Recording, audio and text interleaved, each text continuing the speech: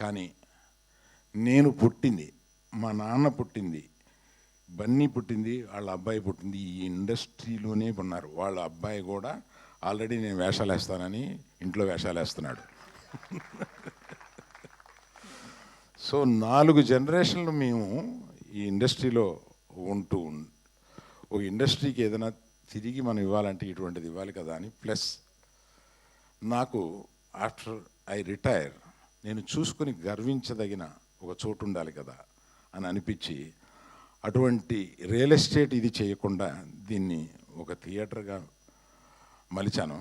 దానికి మా నాన్న ఇలా చేయకుండా ఇలా చేశాడేంటి అన్న చిన్న ఫీలింగ్ లేకుండా నా కొడుకులందరూ నన్ను దీనికి ఎంకరేజ్ చేశారు.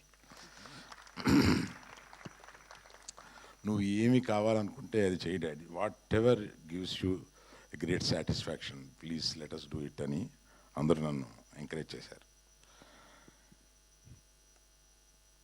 తెలంగాణని అభివృద్ధికి తీసుకురావడంలో ఏకదీక్షతోటి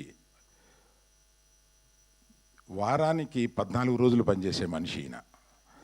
అటువంటి మనిషి ఆయన్ని నేను ఎక్కువ మీడియాలో చూస్తుంటాను.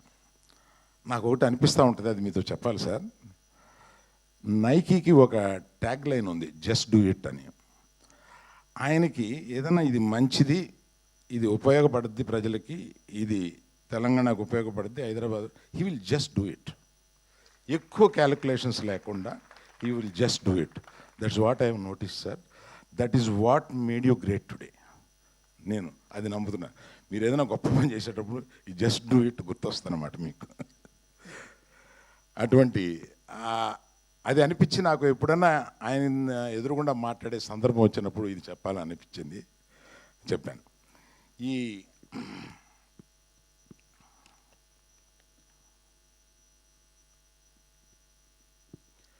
ఇటువంటిది ఒక్కడిగా డబ్బిస్తే రాదు, నేను వచ్చి ఒక ఇంజనీర్ని అలాట్ చేసేస్తే రాదు.